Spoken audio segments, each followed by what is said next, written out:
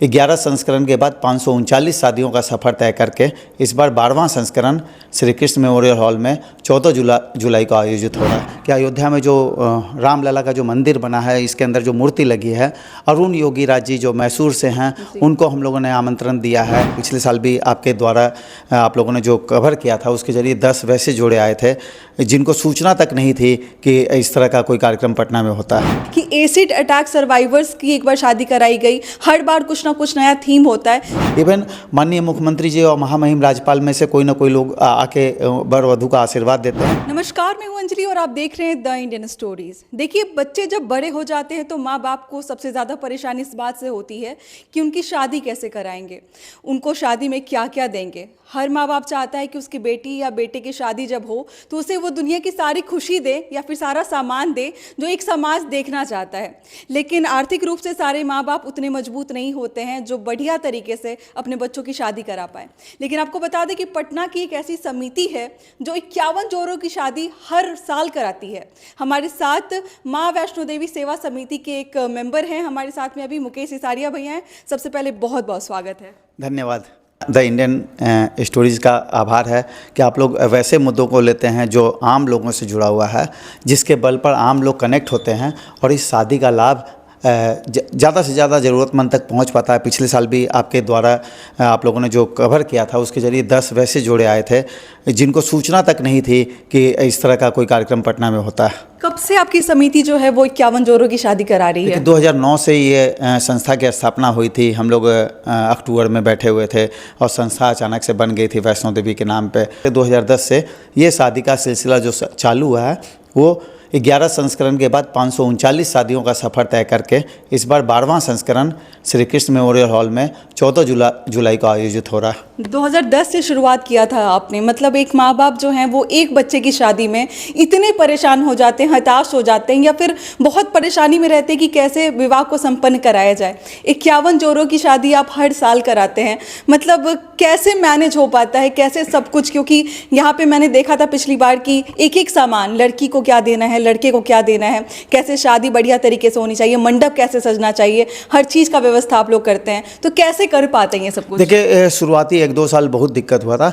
बाद में आम लोग कनेक्ट हो गए। आम लोग कनेक्ट होके अब पूरा समाज इसके पीछे लग गया। अब आप एक चीज़ समझ सकते हैं कि जब बारात निकलती है तो पूरा शहर जिस रास्ते से बारात जाती है, लोग अपने दुकान के आगे उनकी आओ भगत ऐसे करते हैं, खातिरदारी ऐसे करते हैं कि जैसे उनको लग रहा है कि उनके घर के बच्चे की शादी है। ऊपर से फूल बरसाते हैं, पूरा शहर इस शादी का गवाह होता है। इवन माननीय मुख्यमंत्री जी और महामहिम राज्यपाल में से कोई ना कोई लोग आके वर वधू का आशीर्वाद देते हैं। पूरा शहर कनेक्ट रहता है।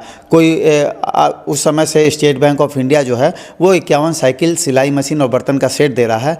कुछ लोग इसमें 5-5 साड़ियाँ देते हैं, कुछ ढोलना देते हैं, कुछ पायल पोली देते हैं, कोई शगुन का सामान देते हैं। ये सारा कुछ अब सिस्टम है। सभी के सहयोग से जो है ये विवाह संपन्न। हर एक व्यक्ति, जो आदमी कुछ आर्थिक रूप से कुछ नहीं दे पा रहा है, वो अपना श्रम योगदान देता है। उसके श्रम से भी ये कार्यक्रम बनता है। आप समझिए कि इतना ऐतिहासिक कार्यक्रम हर एक व्यक्ति के तन, मन, धन और श्रम से सजता है। आपको ये जान के काफ़ी हैरानी होगी कि जब से ये विवाह संपन्न कराया जा रहा है तब से हर बार का कोई स्पेशल थीम होता है, जो मुझे इस बात को जानकर काफ़ी खुशी हुई थी कि एसिड अटैक सर्वाइवर्स की एक बार शादी कराई गई, हर बार कुछ ना कुछ नया थीम होता है। ये कैसे दिमाग में आया कि शादियाँ तो बहुत सारी जगहों पर होती हैं, ऐसे सामूहिक विवाह होते हैं, लेकिन आप जो हैं वो किसी ना किसी एक खास थीम पर शादी करते हैं? देखिए, हम लोग के लिए दिक्कत था कि एक साथ पूरी भीड़ को कंट्रोल करना कृषि मेमोरियल हॉल में बहुत दिक्कत आ रही थी। तो हम लोगों ने 3 भाग में इस कार्यक्रम को बांटा। 51 मंडप बाहर में बनता है,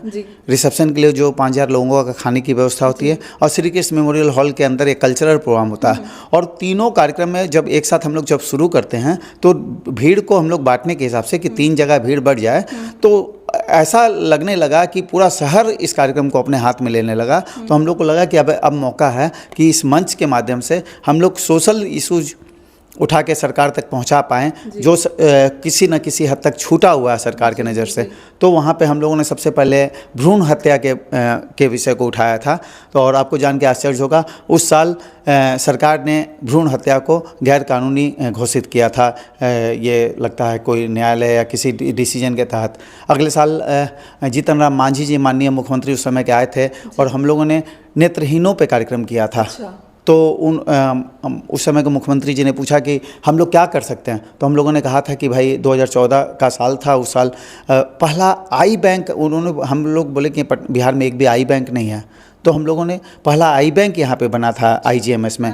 आज आपको पता है कि 500-700 नेत्रदान हो चुका है, जिसके ज़रिए 1000 से ज़्यादा लोगों को आँखें मिली हैं। फिर हम लोग एक बार एसिड पीड़ित बच्चियों को लेकर आए थे। उस साल माननीय मुख्यमंत्री श्री नीतीश कुमार जी आए थे। उन्होंने पूछा था कि हम लोग इनके लिए क्या कर सकते थे। तो सबको उन्होंने उस समय 3-3 लाख रुपया दिए थे। दूसरे साल उन्होंने कहा और किया जा सकता, फिर उन्होंने उस राशि को बढ़ा के पूरे बिहार के एसिड पीड़ित बच्चियों को 5-5 लाख रुपया उनके अकाउंट में दिया था। ये सारे के अकाउंट में गया है पैसा? जी, A to Z एसिड पीड़ित बच्चियों के अकाउंट में जो गया है, जो सरकार के यहाँ इनरोल्ड थे, जिनको सरकार के यहाँ जो डेटाबेस था उसके तहत चला गया था।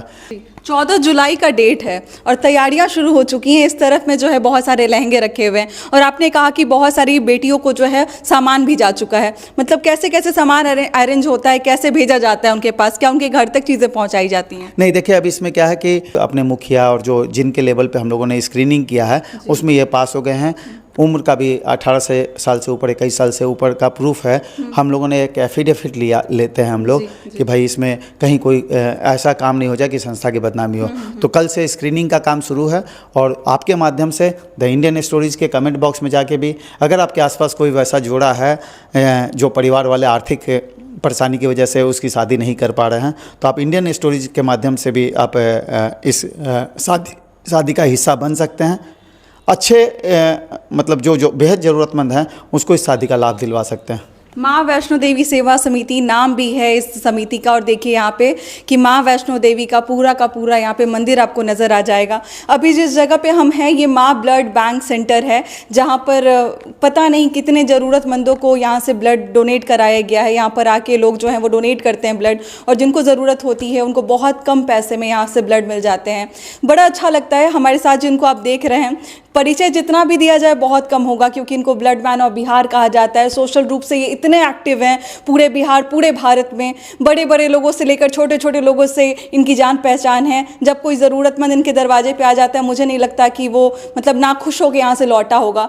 तो बड़ा अच्छा काम कर रहे हैं। और सबसे बड़ी बात, ये वीडियो बना था 51 जोड़े की शादी के लिए। अगर आपके आसपास कोई भी ऐसा इंसान है, कोई भी ऐसी लड़की है, कोई भी ऐसा लड़का है जो आर्थिक रूप से बहुत कमज़ोर हैं और कमज़ोर होने के कारण शादी करना चाहते लेकिन हो नहीं पा रही है, तो आप यहाँ पर आ सकते हैं। ध्यान रखिए कि परिवार की रजामंदी होनी चाहिए। इस बारे में हम अभी बातचीत कर रहे थे कि परिवार की रजामंदी काफ़ी ज़्यादा ज़रूरी है। देखिए, दोनों परिवार बिल्कुल रजामंद होने चाहिए। सिर्फ हम लोग लड़का लड़की का कंसेंट नहीं लेते हैं, उनके परिवार की सहमति होने के बाद ही शादी का हिस्सा बन पाते हैं, ताकि संस्था की कहीं से कोई बदनामी नहीं हो और पुण्य का लाभ वैसे लोगों को मिले जो दिल से जो लोग सेवा कर रहे हैं, उनको भी लगे कि मेरा योगदान वैसे परिवार तक जा रहा है जो वाकई ज़रूरतमंद है। भैया, हर साल कोई ना कोई मुख्य अतिथि के रूप में यहाँ पर आते हैं। जब भी आप सामूहिक विवाह का आयोजन करते हैं, सबसे पहले आपने ऋचा अनिरुद्ध जी को बुलाया था, उसके बाद भी बहुत सारे मुख्य अतिथि आते हैं। इस बार के मुख्य अतिथि कौन है? देखिए, इसको मुख्य अतिथि हम लोग नहीं बोलते हैं। हम लोग वैसे लोगों को कनेक्ट करते हैं जो बिहार के हैं, बिहार के बाहर बहुत नाम कर रहे हैं और साथ में देश में कोई आइकॉन है।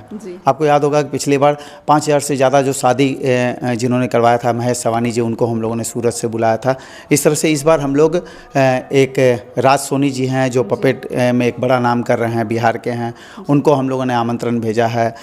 आलोक पांडे जी हैं, महुआ फेम हैं, उनको हम लोगों ने आमंत्रण भेजा है। स्वाति मिश्रा जी हैं, उनको हम लोग बुला रहे हैं। साथ में हम लोग एक और प्रयास कर रहे हैं कि अयोध्या में जो रामलला का जो मंदिर बना है, इसके अंदर जो मूर्ति लगी है, अरुण योगी राज जी जो मैसूर से हैं, उनको हम लोगों ने आमंत्रण दिया है और हमको लगता है कि सारे के सारे लोग यहाँ पे मौजूद रहेंगे। राजधर्म से एक अर्चना तिवारी जी हैं, उनको हम लोगों ने आमंत्रण भेजा है। ये आइकॉन है, ये लोग जो देश में बड़ा नाम कर रहे हैं अपने अपने फील्ड में, अपने अपने अगर आपके माध्यम से भी कोई ऐसा नाम है जिसको आप जोड़ सकते हैं तो निश्चित रूप से आप यहाँ तक बुलाएं उनको। तो चलिए 14 जुलाई को ज़रूर, अगर आप अपने घर बैठे देखना चाहेंगे तो बहुत सारी मीडिया कवरेज होगी जिसके माध्यम से आप देख पाएंगे कि कैसे यहाँ पे 51 जोड़ों की शादी को संपन्न कराया जा रहा है। बाकी अगर आप पटना से हैं, बिहार से हैं और अगर आप आ सकते हैं तो ज़रूर आके मान बढ़ाइए इस विवाह का। और बाकी क्या कुछ कहना चाहेंगे इनके अद्भुत प्रयास पर, इस इतने बढ़िया कार्यक्रम पर